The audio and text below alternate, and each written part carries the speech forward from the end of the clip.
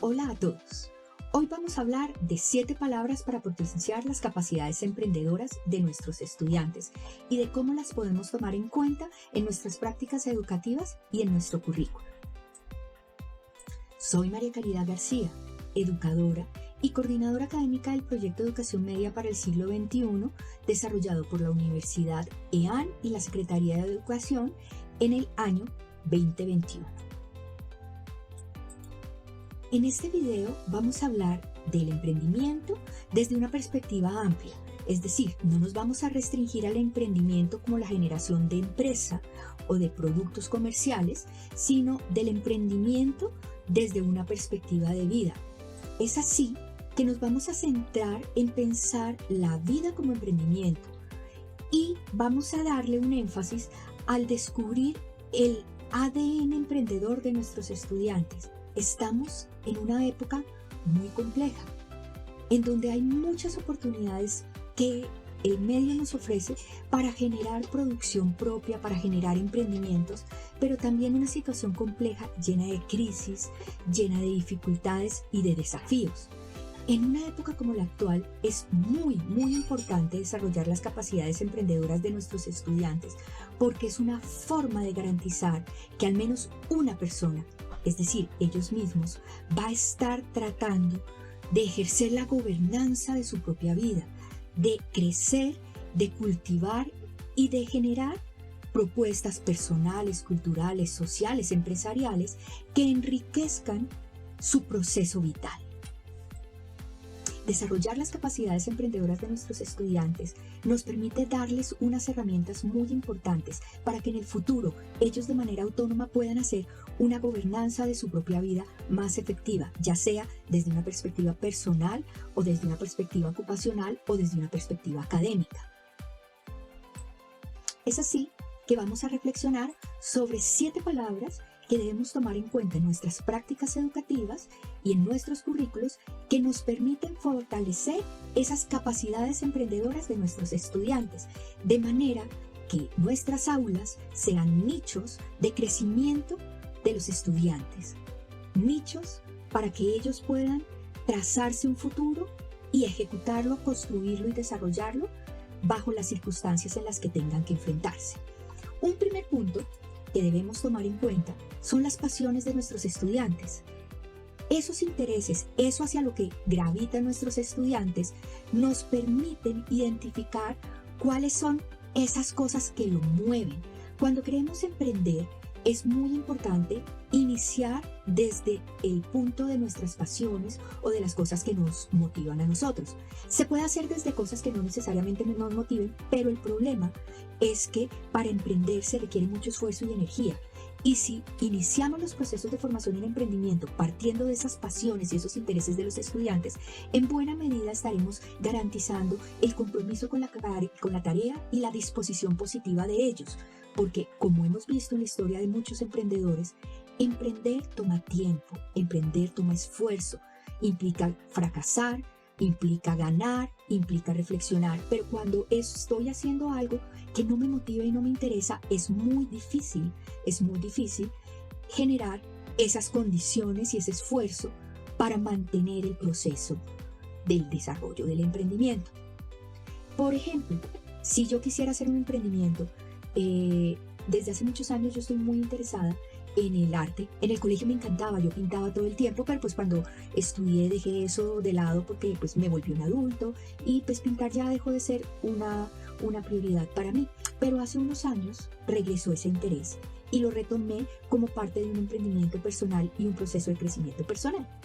Entonces, si yo quisiera emprender algo, es mucho más probable que lo pudiera hacer desde el campo del arte y del dibujo. Por ejemplo, si quiero hacer un canal de YouTube, probablemente va a ser alrededor de esa temática. O si quiero hacer un negocio, probablemente va a tener que ver con generar, por ejemplo, libros de colorear o novelas gráficas o libroálbumes en educación, pero para los chicos o cosas por el estilo. Fíjense que uno tiende a dedicarle más esfuerzo si actúa en el centro de sus pasiones. Entonces, una primera palabra para recordar, pasión.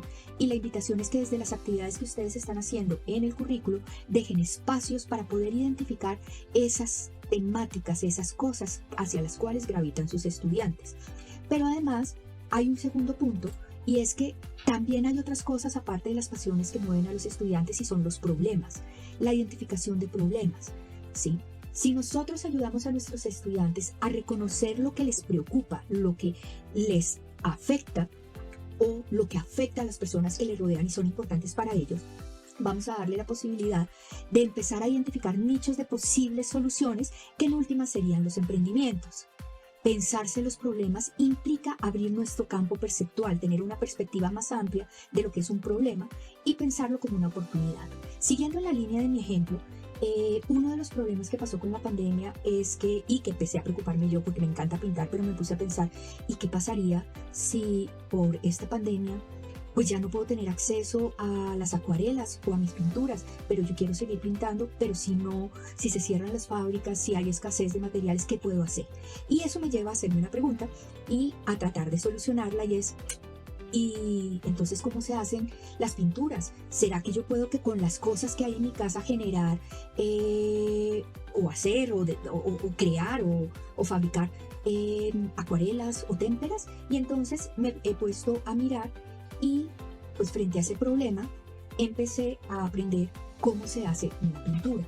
Normalmente cuando se fabrican las pinturas se utilizan pigmentos, se utilizan aglutinantes, en el caso de las témperas es el huevo, en el caso de las acuarelas es la goma arábiga, se utilizan herramientas, por ejemplo, como las moletas, que es con lo que tú mezclas para generar la pintura.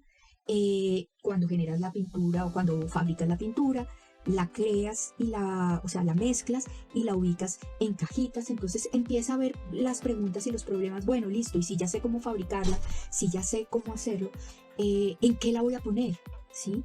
Y empieza a ver la pregunta, bueno, y si no tengo acceso a estos materiales, ¿será que con algo que hay en mi casa puedo yo hacer unas acuarelas? Y entonces, por ejemplo, ahí descubrí que uno puede con maquillaje y yema de huevo hacer témperas, ¿sí?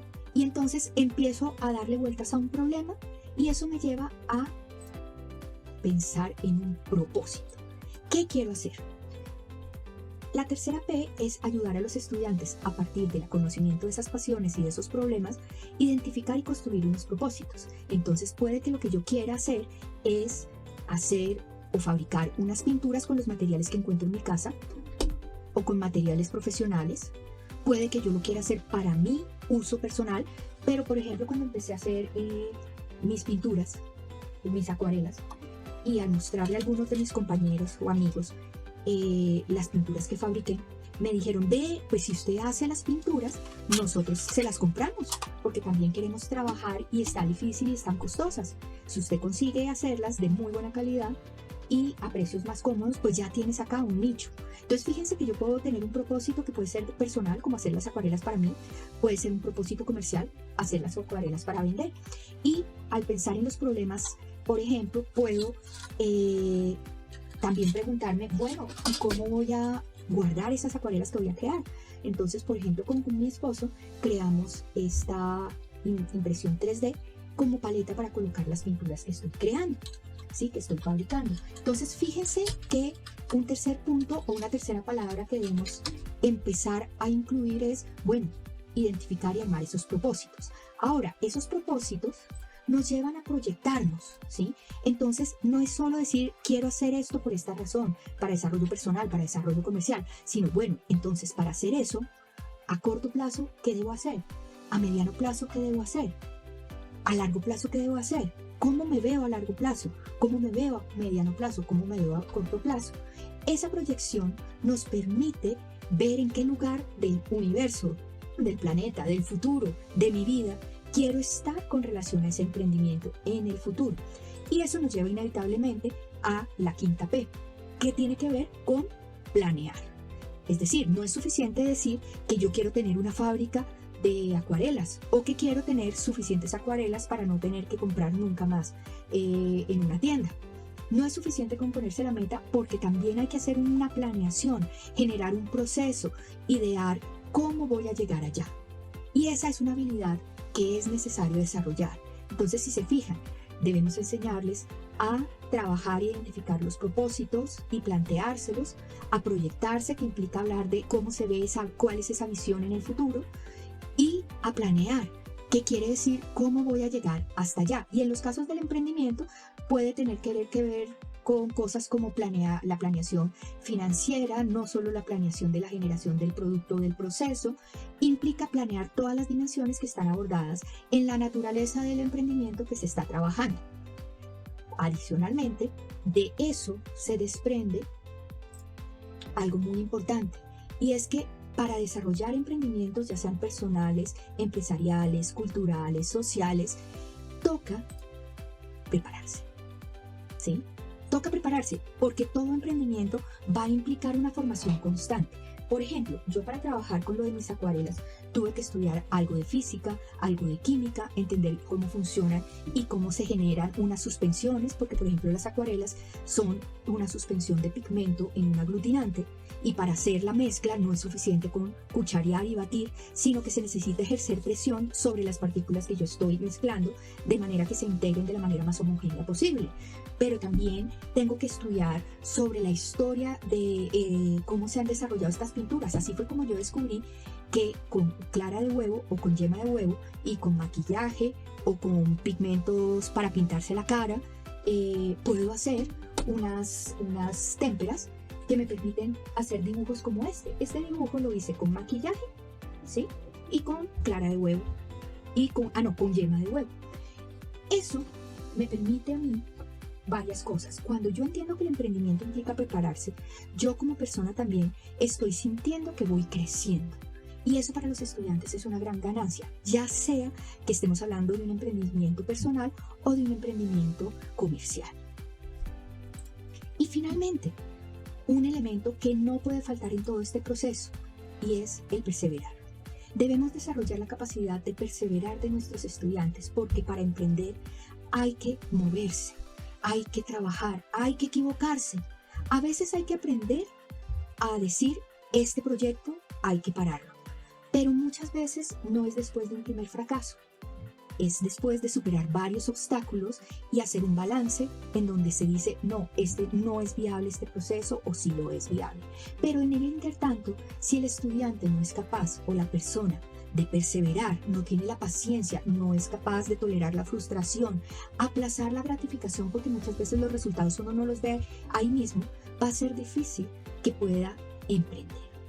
Entonces, en este ejercicio estamos haciendo un nicho para que el estudiante pueda ser el motor de su propia vida, que él mismo sea quien tenga las riendas, que él mismo sea el que pueda decidir.